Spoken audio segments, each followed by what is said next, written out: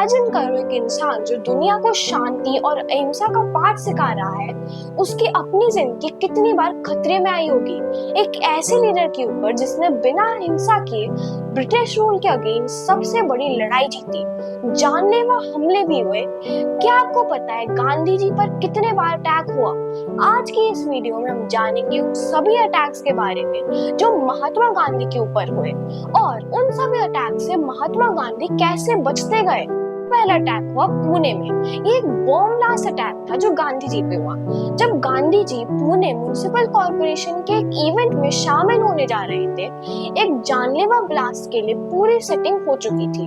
गांधी जी ने अपना राउट last minute पे चेंज कर लिया और बॉम्ब ब्लास्ट उसी जगह पे हुआ जहाँ पे गांधी जी को गुजरना था। पर ये उनकी किस्मत थी कि वो इस ब्लास्ट से बच गए। पूरा पुणे हिल गया था उस ब्लास्ट से, लोगों में टेंशन था, हर जगह अफवाहें फैल रही थी, पर गांधी जी अपनी शांति और धैर्य बनाए रहे। ये पहली बार था जब उन पे कोई डायरेक्ट जानलेवा अटैक हुआ था और उसके बाद सबके बीच में डर फैल गया कि दूसरा अटैक कब होगा। अब अगला अटैक प्लान किया जाता है पंचगनी में। अब अगला अटैक 1944 पंचगनी में प्लान किया जाता है। ये हमला अभी उतना ही डेंजरस था। नाथूराम गोडसे जो बाद में गांधी जी का एक्चुअल किलर बना, उस वक्त भी उन पे एक हमला करने की कोशिश कर रहा था। पंचगनी में जब गांधी जी एक पब्लिक इवेंट में थे, गोडसे ने उन्हें एक चाकू लेके उन्हें मारना चाहा, पर आसपास के लोगों ने उसे रोक दिया और इस वजह से ये अटैक भी फेल हो गया। ये सोचने वाली बात है कि एक आदमी जो एक अहिंसा का प्रतीक था, उस पे हमेशा वायलेंट लोगों ने अटैक क्यों किया?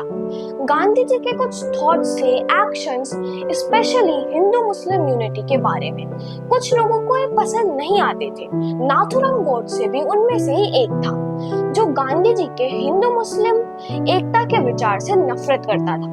अटैक हुआ जब महात्मा गांधी ब्रिटेन में एक मीटिंग करने जाते हैं और वहां के राजा इरविन सोचते हैं कि क्यों ना इस आदमी को जिसने उनकी नाक में दम कर रखा है उसे जहर देके मार दिया जाए। तो वो एक अपने खास आदमी बत्तख मियां अंसारी को बुला के कहते हैं कि इस जहर से भरा खाना महात्मा गांधी को दे दिया जाए। और वो एक ऐसा जहर था जिसका असर थोड़ी देर बाद होता। बत्तख मियां महात्मा गांधी के सामने जाते हैं, पर उनके सामने जाने के बाद उनके सामने वो थाली रखने से पहले उनकी हिम्मत टूट जाती है और वो रोने लगते हैं और फिर वो महात्मा गांधी को सब कुछ बता देते हैं। इस वक्त गांधी जी की पॉपुलैरिटी भी बढ़ रही थी और उनके अगेंस्ट ऑपोजिशन भी। गांधी जी के क्विट इंडिया मूवमेंट के बाद ब्रिटिश राज से नाराज लोग, कम्युनल टेंशन और अलग अलग ग्रुप्स के लोग इन सब अटैक्स के पीछे थे। हर कोई चाह रहा था कि किसी तरह गांधी जी को रोक दिया जाए। 1947 में एक और अटैक प्लान किया गया जब इंडिया आजादी के करीब था। पार्टीशन के दौरान लोग भड़क रहे थे और गांधी जी ने इस अहिंसा को रोकने के लिए फास्टिंग शुरू की थी, लेकिन उनके अहिंसा के संदेश को लोग समझने के लिए तैयार नहीं थे। उन पे एक छोटा सा बॉम्ब ब्लास्ट अटैक किया गया जिससे वो गांधी जी बच गए। गांधी जी का कहना था कि वो मौत से नहीं डरते, उनका जीवन देश सेवा के लिए था। 30 जनवरी 1948 वो दिन आया जब गांधी जी का सबसे बड़ा दुश्मन नाथूराम गोडसे उन पे जीत गया। नाथूराम गोडसे ने दिल्ली में गांधी जी को सबसे सामने पॉइंट ब्लैंक रेंज से 3 गोलियां मारी।